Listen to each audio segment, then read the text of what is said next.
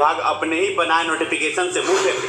ऐसे में Patna high court में PIL लाजमी है और हम तो कहते हैं इसे PIL कहना सही नहीं होगा। ये आम बेरोजगार युवा अभ्यर्थियों के दिलों में जल रही बेरोजगारी की आग है। ऐसे में ये आग अब विकराल रूप ले चुकी है और सरकार शिक्षा विभाग की कुरीति इसमें जलकर भस्म हो जाएगी। आइए आपको इस आग की लपट से रूबरू कराते हैं। स्टेट इन मेरिट अभ्यर्थियों का टोकन नंबर आ गया। ये बड़ी खबर, बड़ी खुशखबरी आपके स्क्रीन पर। ECBRH C01 74-267 जिसका बिगुल तो हमने कल ही सुप्रीम कोर्ट के बड़े जजमेंट को दिखाकर फूंक दिया था और आज आपको टोकन नंबर के नगाड़े से रूबरू कराते हैं। कल हमने कहा था कि कैसे जिसका बिगुल फूका जाएगा, कैसे नगाड़ा पीटा जाएगा। आपके स्क्रीन पर स्टेट इन मेरिट अभ्यर्थियों के PIL के इसका टोकन नंबर। इस नगाड़े को पीट दीजिए जितना पीटना है। आम अभ्यर्थियों तक इस नगाड़े की गूंज पहुंचनी चाहिए कि अब स्टेट इन मेरिट अभ्यर्थी चुकने वाले नहीं, सरकार और शिक्षा विभाग से हक छीन कर लेंगे। जहाँ चलेगी जुल्म की अहले वफा के सामने आ नहीं सकता कोई सोलह हवा के सामने। लाख फौजे लेके आए, लाख फौजे लेके आए, हम बेरोजगार युवाओं का दुश्मन कोई टिक नहीं सकता हमारी एकता के सामने। और ये एकता आम बेरोजगार युवा अभ्यर्थियों में होनी चाहिए। स्टेट इन मेरिट अभ्यर्थियों की 100% जीत सुनिश्चित है, पर इस जीत के लिए आप अभ्यर्थियों को भी एकजुट होना होगा। हम बार बार आप अभ्यर्थियों को कह रहे हैं कि हम अपने स्तर पर जो भी कार्य कर रहे हैं, जो शारीरिक श्रम है और जो मानसिक श्रम है, वो आप वीडियो के माध्यम से देख सकते हैं। ऐसे में आप स्टेट इन मेरिट अभ्यर्थियों से गुहार है, अब घर बैठे तमाशा देखने का वक्त नहीं है, आगे बढ़कर अपने PIL के केस को सपोर्ट करने का वक्त है। कल हमने आपको सुप्रीम कोर्ट के जजमेंट से रूबरू कराया था 72,825 प्राइमरी टीचर उत्तर प्रदेश। जैसा कि कल हमने आपको बताया 72,825 सीटों के लिए उत्तर प्रदेश में प्राइमरी टीचर की बहाली होनी थी और TET के अंक के आधार पर आरोही क्रम में आगे अभ्यर्थियों की बहाली के संबंध में नोटिफिकेशन आया। नोटिफिकेशन भी आपके स्क्रीन पर है। हमने सभी सबूतों को इकट्ठा किया कड़ी मेहनत के बाद और आप समझे कि नोटिफिकेशन में साफ तौर से लिखा है कि TET के अंक के आधार पर अभ्यर्थियों की नियुक्ति की जाए।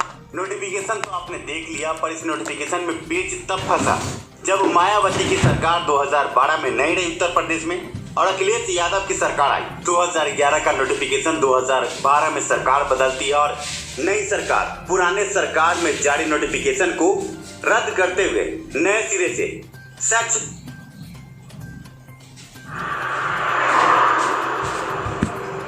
पुराने नोटिफिकेशन को कहीं न कहीं सरकार धत्ता बताती है। सरकार द्वारा जारी नोटिफिकेशन को रद्द करने की बात की जाती है। आपके स्क्रीन पर आप देख सकते हैं 1 से 5 के लिए TET के अंक के आरोही क्रम में अभ्यर्थियों की नियुक्ति की बात लिखी है और इस नोटिफिकेशन को नई सरकार, उस वक्त की नई सरकार ने साफ तौर से मानने से इनकार कर दिया और शैक्षणिक अहर्ता के आधार पर अभ्यर्थियों को आगे बहाल करने की बात की। ऐसे में जो आम बेरोजगार युवा अभ्यर्थी थे जिन्होंने मेहनत करके TET में अच्छे अंक प्राप्त किए थे, उन्होंने इस बात का विरोध किया।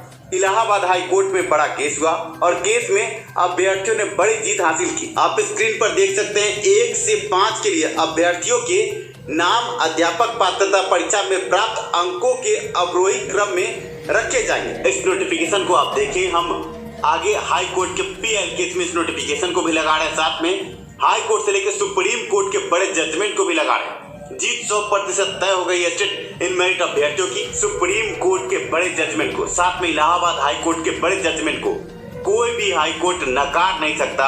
साथ में आर्टिकल 309 का उल्लंघन, आर्टिकल 14 का उल्लंघन। आप समझ सकते हैं ये बड़ा मुद्दा स्टेट इन मेरिट अभ्यर्थियों का और शिक्षा सुधार रोजगार ने बखूबी तरीके से केस को आगे बढ़ाने का बीड़ा अपने हाथ में लिया है और जीत सुनिश्चित है। ऐसे में 2012 के अखबार के कटिंग से आपको रूबरू कराते आप देख सकते हैं शिक्षकों की भर्ती शैक्षणिक मेरिट से। ये उत्तर प्रदेश के अखबार की कटिंग है। 2012 फरवरी मार्च में नोटिफिकेशन को धत्ता बताते हुए उत्तर प्रदेश की अखिलेश सरकार ने शैक्षणिक अहर्ता पर आगे नियुक्ति की बात की थी। इससे पहले मायावती की सरकार ने 2011 में नवंबर दिसंबर में जो नोटिफिकेशन निकाला उसमें ये कहा गया कि TET के अंक के आधार पर आगे बहाली होगी। और ये जो अखबार आपके स्क्रीन पर है, इस अखबार की इस खबर के बाद अभ्यर्थियों में हड़कंप मचा। अभ्यर्थी हाईकोर्ट गए और हाईकोर्ट इलाहाबाद हाईकोर्ट से बड़ा जजमेंट आया कि नोटिफिकेशन के साथ खिलवाड़ नहीं होना चाहिए, पर सरकार यहां नहीं मानी। सरकार ने हाईकोर्ट के फैसले को सुप्रीम कोर्ट में भी चैलेंज कर दिया और सुप्रीम कोर्ट से आगे अभ्यर्थियों की जीत हुई। उस खबर से भी आपको हम रूबरू कराएंगे। आपके स्क्रीन पर आप अखबार की कटिंग को देखेंगे। ऐसे में स्टेट इन मेरिट अभ्यर्थी समझे कि हाई कोर्ट का जजमेंट, सुप्रीम कोर्ट का जजमेंट, ये दो बड़े जजमेंट, आप अभ्यर्थियों की जीत 100% सुनिश्चित है।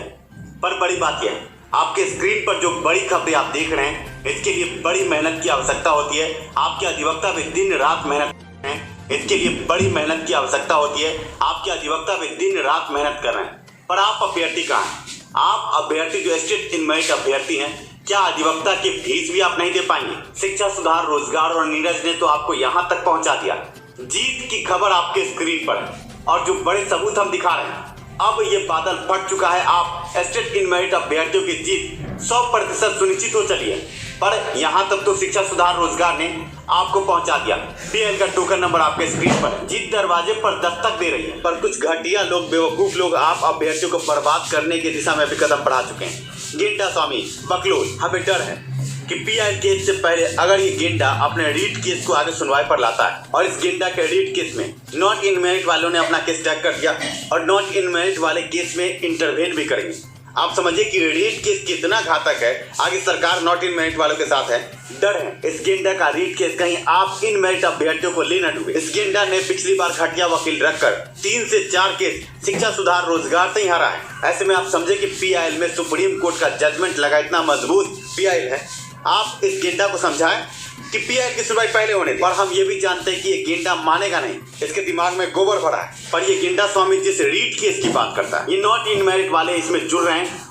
और आप समझे कि ये रीट केस आगे सुनवाई पे अगर होगा और नॉट इन मेरिट वाले अभ्यर्थियों का विपक्ष अगर हाई कोर्ट ने कंसीडर कर दिया इस रीट के केस में, तो आप अभ्यर्थी कहाँ रहेंगे? एक सड़ी हुई मछली पूरे तालाब को गंदा कर देती है।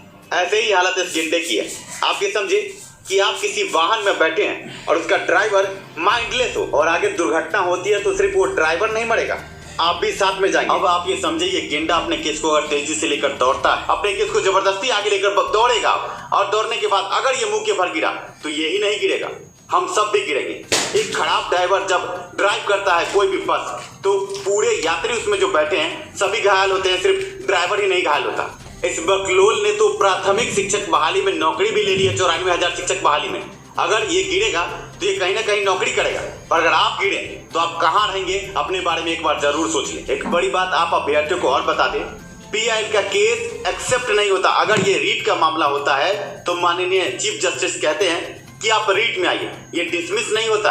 आप अभ्यर्थियों को ये बकलोल बार बार बरगलाता कि पीआईएल का केस डिसमिस हो जाएगा। इस बेवकूफ को क्या मालूम नहीं है, पीआईएल के केस में अगर रीट का मुद्दा होता है तो माननीय न्यायाधीश कहते हैं कि आप रीट केस से आगे आइए, डिसमिस केस नहीं होता। ऐसे में इतनी बातें समझाने के बाद अब आखिर में आप अभ्यर्थियों से निवेदन यही कि यहाँ तक तो हमने केस को पहुंचा दिया, अब आगे अधिवक्ता को फीस देनी है। हमसे जितना बन पड़ा हमने आपको यहाँ तक पहुंचाया और आता है इस खबर को देखने के बाद, हाई कोर्ट के जजमेंट को, सुप्रीम कोर्ट के जजमेंट को समझने के बाद आप ये समझेंगे कि इन सभी जजमेंट को जब हम पीआईएल के केस में लगा चुके हैं, केस बहुत ही मजबूत है, आप जीत सकते हैं। आप अभ्यर्थियों से निवेदन यही है कि आगे अधिवक्ता की फीस पूरी नहीं हो पा रही है। आगे अधिवक्ता को जो हमने दिया यहाँ तक तो हमने आपको पहुंचा दिया, पर आगे अब अभ्यर्थियों ने टोकन की मांग की थी, हमने टोकन आपको दिखा दिया।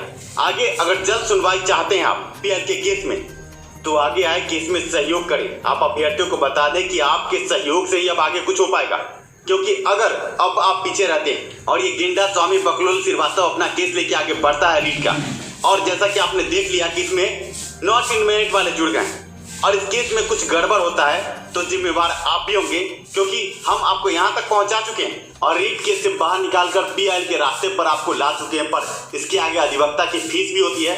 हाथ जोड़कर आपको कहेंगे कि अपने इन मेरिट को बचा लें और अधिवक्ता की फीस के संबंध में जो भी आप योगदान करना चाहें करें। आगे जल्द से जल्द सुनवाई के लिए हम तत्पर हैं।